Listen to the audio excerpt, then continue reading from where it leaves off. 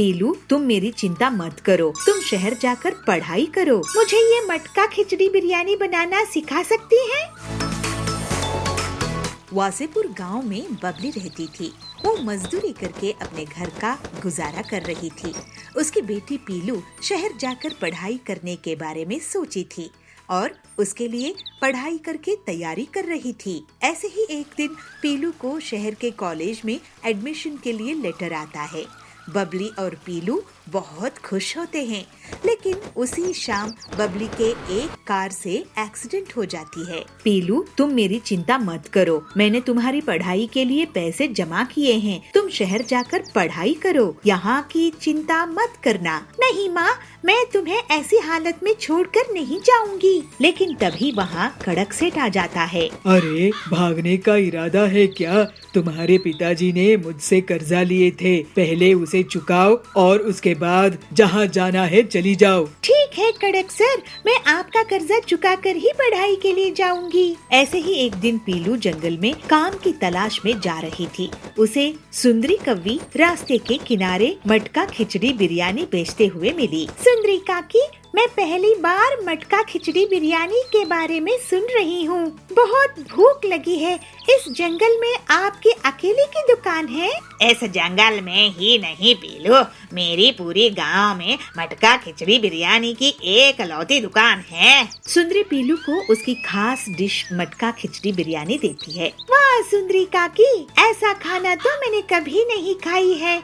आप इसे शहर में क्यों नहीं बेचती हो? मुझे जंगल की शांति पसंद है। काकी, मुझ पर बहुत बड़ी मुसीबत आ गई है। क्या तुम मुझे ये मटका खिचड़ी बिरयानी बनाना सिखा सकती हैं? मैं इसे गांव के दूसरी तरफ बेचूंगी। जो मुनाफा होगा उसमें से तुम्हें कुछ हिस्सा दे दूंगी। इसके बाद पीलू एक हफ्ते तक सुंदरी से उसके साथ मटका खिचड़ी बिरयानी बनाना सीखती है। पीलू अपने घर में और अपने दोस्तों को अपने हाथ का बना हुआ मटका खिचड़ी बिरयानी खिलाती है। उसके बाद जब सब उसकी तारीफ करते हैं तो अपना ढाबा खोल लेती है। वाह पीलू दीदी, क्या लाजवाब मटका खिचड़ी बिरयानी बनाई हो। मैं तो अब से अपने परिवार को यही खाना खिलाऊंगा। बहुत जल्द ही पीलू का ढाबा मुनाफे में आ जाता है और पीलू के पास बहुत सारे पैसे जमा हो जाते हैं। इसके बाद पीलू कड़क सेठ का पूरा कर्जा चुका देती है। माँ, अब मैं शहर जाकर पढ़ाई नहीं करूँगी, यहीं रहकर मैं अपना ढाबा चलाऊंगी। जैसी तेरी मर्जी बेटी, आज तेरे पापा की आत्मा तुझ पर बहुत गर्व महसूस कर रही होगी। इसके बाद से पीलू बहुत मेहनत से अपना ढाबा चलाती थी और मटका खिचड़ी बिरयानी बेचा करती थी और ईमानदारी से सुंदरी को एक हिस्सा दे देती थी। उसके मुकाबले कोई नहीं था और वो अब अपनी माँ के साथ खुशी खुशी रहती थी। खड़क सेठ, मैं तुम्हारे साथ शर्त लगाने के लिए तैयार हूँ। कल सुबह तेरी मुर्गी को 50 मुर्गियाँ देने होंगे, नहीं तो तू मुझे 2 लाख देगी। ये धोखा है, ऐसा नहीं हो सकता। धोखेबाज तुम हो खड़क सेठ, भोले भाले लोगों से शर्त लगाते हो और उनकी जमीन हड़प लेते हो। लेकिन मैं इतनी आसानी से तुम्हें नहीं छोड़ूंगा।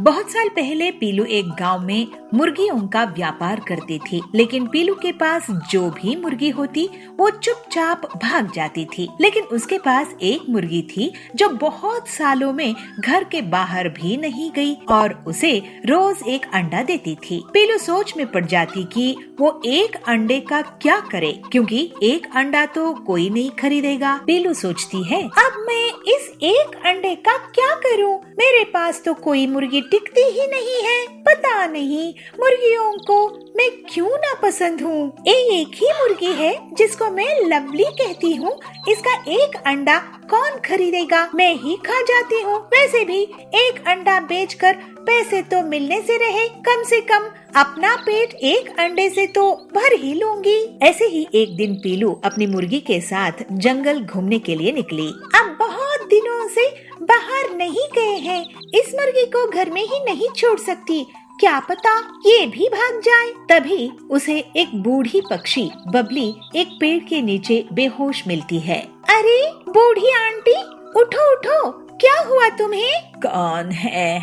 मुझे भूख लगी है, भूख लगी है मुझे। अरे आंटी जी, मेरे पास तो आपको खिलाने के लिए पैसे नहीं हैं। तभी लवली मुर्गी एक अंडा दे देती है। पीलू तुरंत ही उसे बबली को दे देती है। बबली उस अंडे को खा लेती है। बेटी, तुमने अपनी मुर्गी का अंडा खिलाकर मेरी भूख मिटाई है। तुम अब से गरीब नहीं रहोगी।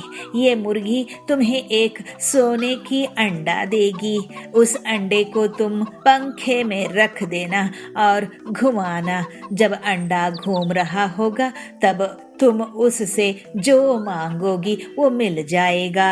फिर वो बूढ़ी बबली वहाँ से चली जाती है।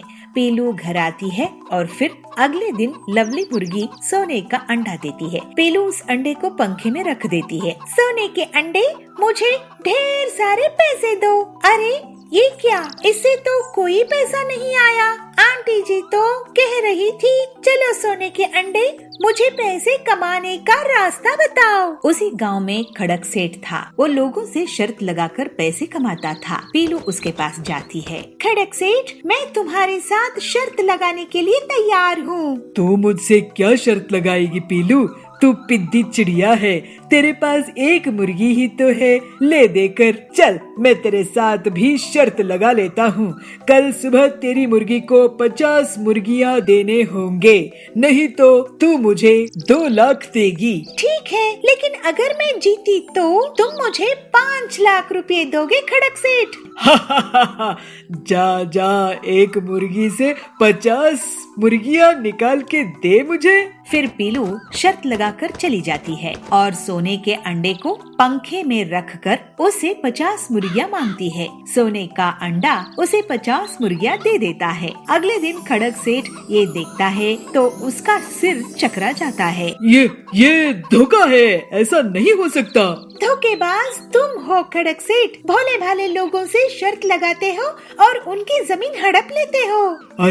अरे तुम शर्त जीती, मैं हार गया। ये लो 5 लाख रुपए। लेकिन मैं इतनी आसानी से तुम्हें नहीं छोड़ूंगा। चलो मैं एक और शर्त लगाता हूँ। कल सुबह 500 ऑमलेट चाहिए मुझे, नहीं तो तुम मुझे 10 लाख दोगी या मैं तुम्हें 10 लाख दूंगा। मंजूर, लेकिन कल वो सारी चिड़िया रहेंगी जिनकी जमीन तुमने ले रखी है। अगर तुम कल हारे तो तुम उन सब की जमीन के कागजात वापस कर दोगे। जाओ जाओ, पहले 500 ऑमलेट लेकर आओ।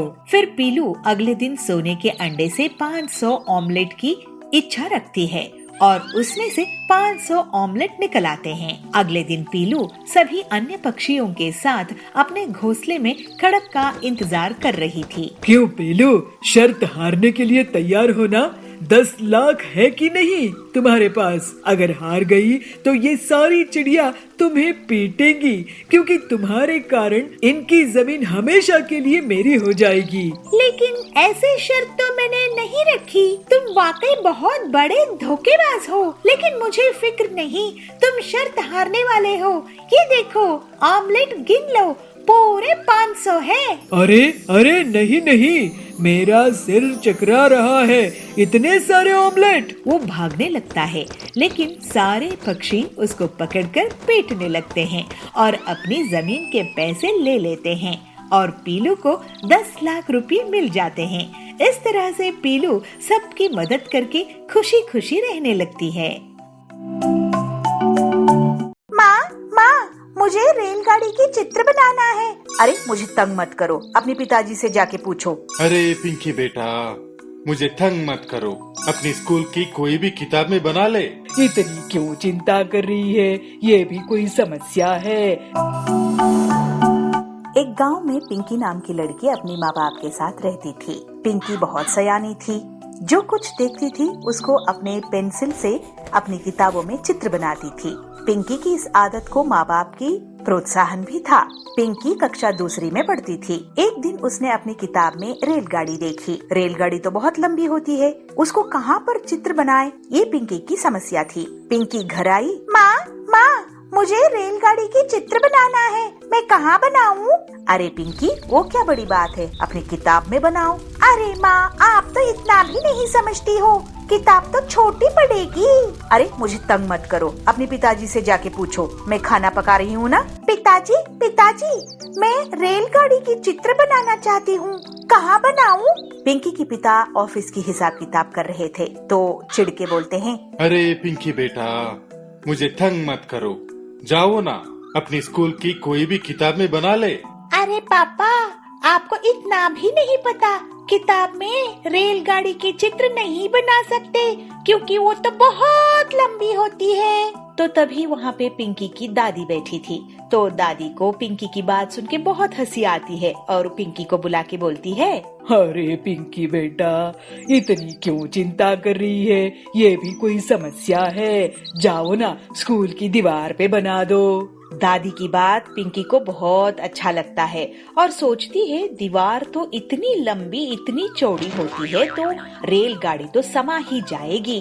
तब पिंकी खा के अपना होमवर्क करके सो जाती है और सुबह पिताजी से कहती है, पिताजी पिताजी, आज ना मुझे कलर चॉकपीस की एक पूरी डब्बा चाहिए। पिताजी हंसते हुए बोलते हैं, अरे पिंकी बेटा, क्यों, तुम्हें आज स्कूल में बांटना है क्या? अरे पिताजी नहीं, मुझे रेलगाड़ी की चित्र बनानी है स्कूल की दीवार पर। दिला तो दूंगा, लेकिन घर तक कंप्लेंट नहीं आनी चाहिए, ठीक है? अरे चित्र बनाने से कोई कंप्लेंट करेंगे? बिल्कुल नहीं आएगी, आप चिंता मत करो। तो पिंकी के पापा उसको कलर पेंसिल की डब्बा दिला देते हैं। पिंकी कूदते नाचते स्कूल पहुंच जाती है। पिंकी अपनी रेलगाड़ी की पहली यात्रा याद करती है जो अपने पापा मम्मी के साथ उसने किया था। पिंकी चौक उठाई और फिर क्या था, दीवार पर रेलगाड़ी का इंजन बना दिया। अरे इंजन तो बहुत सुंदर बना है, इसको अब डिब्बे जोड़ते हैं। तो फिर दूसरी कलर चौक लेके उसमें पहला डब्बा जोड़ दिया, दूसरा डब्बा जोड़ दिया। ऐसे जुड़ते जुड़ते गए, सारे डिब्बे जुड़ गए। जब अपनी चौक पेंसिल खत्म हुई तो पिंकी उठ के देखती है स्कूल की आधी दीवार पर तो रेलगाड़ी बन चुकी थी और पिंकी की क्लास के सारे बच्चे तालियां बजा के पिंकी की कला को सराह रहे थे। अरे पिंकी, तेरी गाड़ी तो बहुत सुंदर बनी है। पिंकी पिंकी, तुम्हारे रेल में मुझे भी जगह मिलेगी? अरे क्यों नहीं, हम सारे मिलके इस रेलगाड़ी में जाएंगे। फिर क्या हुआ, रेलगाड़ी दिल्ली गई, मुंबई गई, अमेरिका गई, नानी के घर गई और दादाजी के घर भी गई। बच्चों की ख्यालातों में रेल की गाड़ी ऐसे ही लंबे सैर करती रही। तभी क्लास टीचर क्लासरूम में आते हैं और सभी बच्चों की मुस्कुराहट देखते हुए कहते हैं, अरे बच्चों, इतने खुश हो, क्या बात है? तो दौड़ के पिंकी सामने आती है और अपनी बनाई हुई रेलगाड़ी दिखाती है। तब टीचर अपने मन में ये सोचते हैं, बच्चों के मनोबल को बढ़ाई, कल के भविष्य का निर्माण आज से ही होने दे। यह सोच के टीचर ने पिंकी को बिना डांटे बहुत शाबाशी देते हैं और कहते हैं, पिंकी, आपकी ड्राइंग तो बहुत सुंदर है, लेकिन आप दीवार पे प्रैक्टिस करने के बजाय अगर आपके घर में जाके कोई भी कॉपी में प्रैक्टिस कर लेते तो और भी सुंदर निकल आता। सर, मुझे ना ये लगा कि ट्रेन पुस्तक में काफी नहीं होगा। कोई बात नहीं, मैं आपको सिखा दूंगा। इस बात से पिंकी बहुत खुश होती है और टीचर पिंकी की कॉपी में एक अच्छे से सुंदर से रेलगाड़ी बना देते हैं।